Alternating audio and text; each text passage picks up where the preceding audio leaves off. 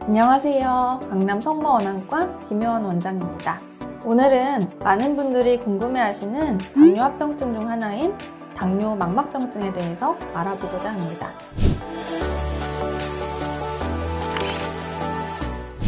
우선 망막이라는 조직이 뭔지 알아봐야 될 것 같은데요.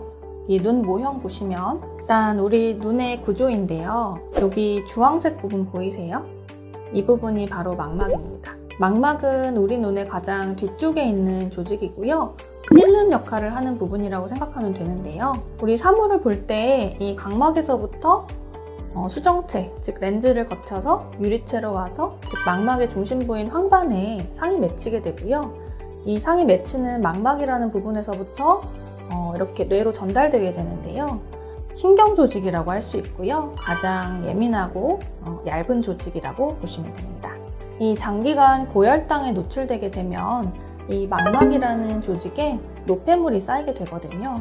그리고 아까 모형 보여드렸다시피 이 망막에는 아주 얇은 미세 혈관들이 존재하게 됩니다.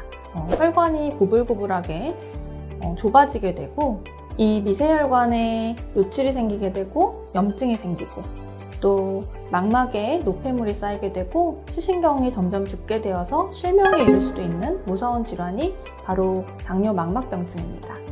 우선 당뇨 망막병증의 경우는 당뇨를 얼마나 길게 앓았냐, 유병 기간에 따라서 그 발생 확률이 점점 높아지는 질환인데요. 일단 당뇨 같은 경우는 어렸을 때부터 있는 1형 당뇨가 있고 나이 들어서 생기는 2형 당뇨가 있거든요. 1형 당뇨의 경우는 이제 워낙 어렸을 때 발병을 하기 때문에 유병 기간이 좀 길게 됩니다. 그래서 처음 5년에 25% 정도 발생하게 되고 10년의 경우에는 50%, 15년의 경우는 80%까지 그 유병률이 높아지게 되고요.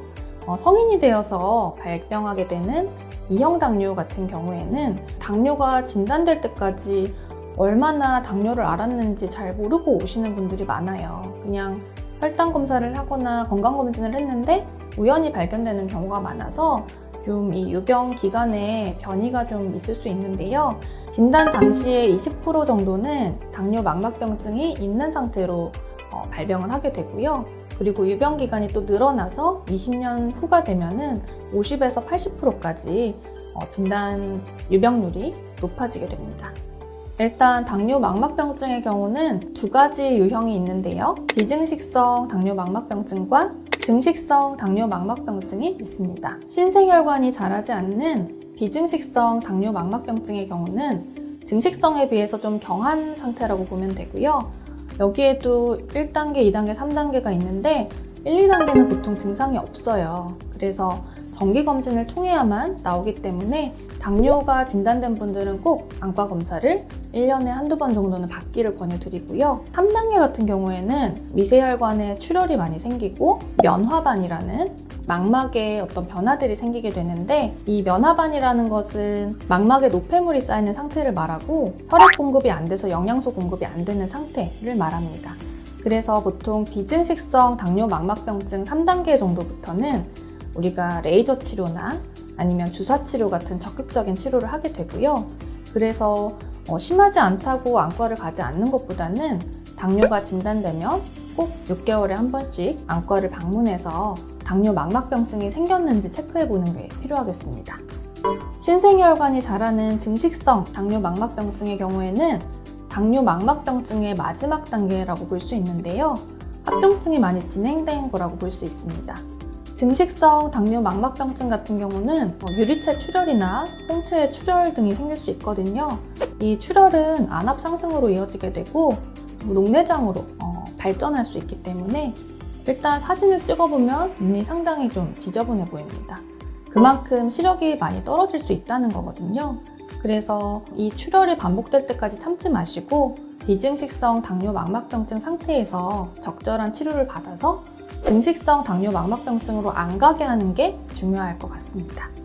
치료법 같은 경우는 일단 당뇨라는 질환을 잘 컨트롤하는 게 중요하겠는데요. 철저한 혈당 조절을 하면서 고혈압이라든지 고지혈증 이런 것들을 잘 같이 치료하는 게 필요하겠고요. 또 담배를 피우지 않는 것이 상당히 중요합니다. 왜냐하면 이 당뇨 같은 경우는 혈관에 문제가 생기는 질환이라서 담배를 많이 피시는 분 같은 경우는 혈관이 좁아지고 구불구불해져서 망막에 영향을 많이 주는 경우가 있습니다. 망막병증의 치료는 크게 레이저 치료, 주사 치료, 수술 치료 이렇게 나누게 되는데요. 아까 말씀드렸듯이 레이저 치료 같은 경우는 비증식성 당뇨 망막병증 2단계 말에서 3단계 정도부터 고려할 수 있고요. 그리고 주사 치료를 요새 많이 하고 있어요. 갈색 동자랑 까만 동자에 주사를 맞는 게 아니라요.